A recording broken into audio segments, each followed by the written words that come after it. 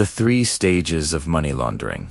We all know that money laundering happens through a complex cycle, and it is not so easy to determine at very first-hand findings whether money laundering has happened or not. However, money laundering generally happens through 3 stages. The stages are complex, but not impossible to trace out. Money laundering often involves a complex series of transactions that are difficult to separate. However, it is common to think of money laundering as occurring in 3 stages. Stage 1.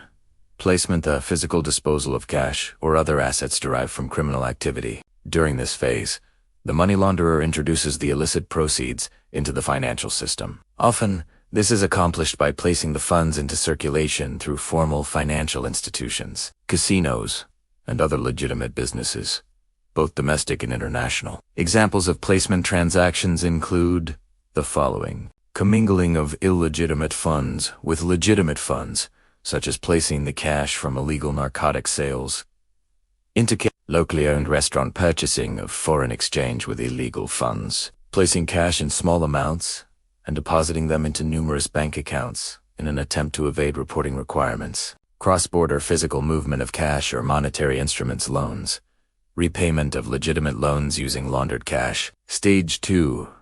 Layering, the separation of illicit proceeds from their source by layers of financial transactions intended to conceal the origin of the proceeds. This second stage involves converting the proceeds of the crime into another form and creating complex layers of financial transactions to obfuscate the source and ownership of funds. Examples of layering transactions include electronically moving funds from one country to another and dividing them into advanced financial options and/or markets, moving funds from one financial institution to another or within accounts at the same institution, converting the cash placed into monetary instruments, reselling high-value goods, and prepaid access, stored value products, investing in real estate and other legitimate businesses, placing money in stocks, bonds, or life insurance products, and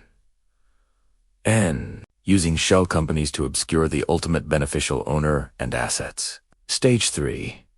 Integration, supplying apparent legitimacy to elicit wealth through the re-entry of the funds into the economy in what appears to be normal business or personal transactions. This stage entails using laundered proceeds in seemingly normal transactions to create the perception of legitimacy. The launderer, for instance, might choose to invest the funds in real estate, financial ventures, or luxury assets. By the integration stage, it is exceedingly difficult to distinguish between legal and illegal wealth. This stage provides a launderer the opportunity to increase his or her wealth with the proceeds of crime. Integration is generally difficult to spot unless there are great disparities between a person S or a company S, legitimate employment, business, or investment ventures, and a person's wealth or a company's income or assets. Examples of integration transactions include purchasing luxury assets such as property, artwork, jewelry, or high-end automobiles, and